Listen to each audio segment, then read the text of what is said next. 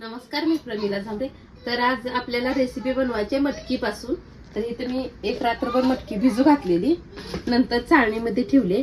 तर चांगलं ह्याला मोड आलेला आहे तर चाळणीला खालून।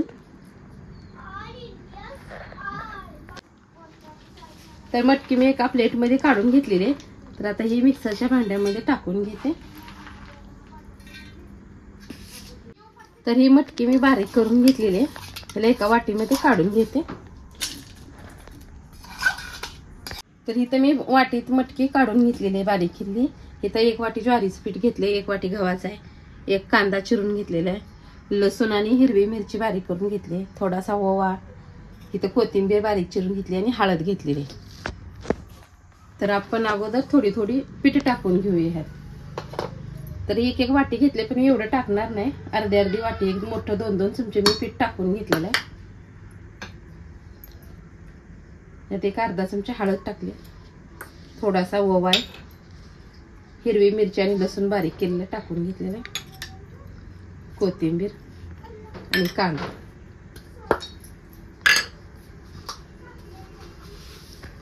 आपल्याला चवीनुसार ह्यात मीठ वापरायचं। आता ही मटकी आहे, त्याच्यामुळे ह्यात अगोदर आपण पाणी वतच नाही। पाणी किती लागतंय त्याच्या अंदाजाने थोडंसं वतायचं आहे, असंच अगोदर मिक्स करून घ्यायचं आहे। तर मटकीमध्ये मी सगळी पीठ मिक्स करून घेतलेली होती। तर थोडंसं यात पाणी वतून घेते। छान असं आपल्याला गोळा करायचा आहे। पाणी एकदाच लई वतायचं नाही, थोडंसं वतून घेतलेलं आहे। एवढ्याच पाण्यामध्ये आता ही मी तिंबून घेणार आहे।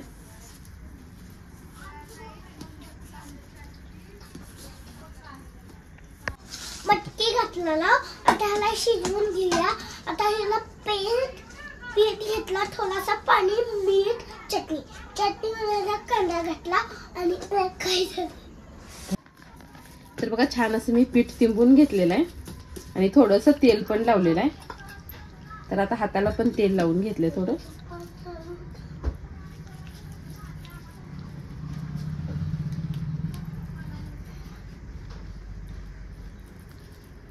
गॅसवर मी तेल ठेवलेलं आहे तापायला, तोपर्यंत खाली करून घेते।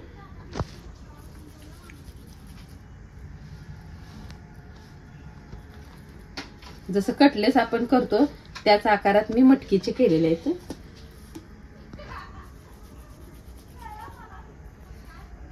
तर गॅसवर मी तेल तापायला ठेवलेलं आहे, तेल पण छान असं तापलेलं आहे। ते आपण मटकीचे कटलेस केलेले आहेत, एक एक सोडून घेते मी तेलामध्ये।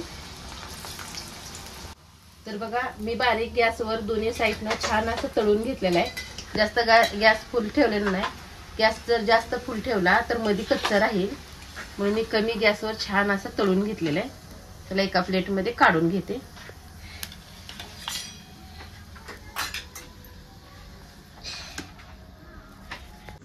तर लहान मुलांना आवडतील, लहानला बी आणि मोठ्याला पण असं मी मटकीपासून कटलेस बनवलेले आहेत। तर रेड चिली सॉस तुम्हाला ज्या सॉस बरोबर खायचं आहे त्याच्यासोबत तुम्ही खाऊ शकता। आणि अशा वातावरणात तर गरमागरम खाण्याला एकदम छान वाटते खायला। तर तुम्हीही अशा पद्धतीने बनवून बघा। माझा व्हिडिओ आवडला तर नक्कीच लाईक करा, सबस्क्राईब करा, फेसबुकवर बघत असाल तर फॉलो करा।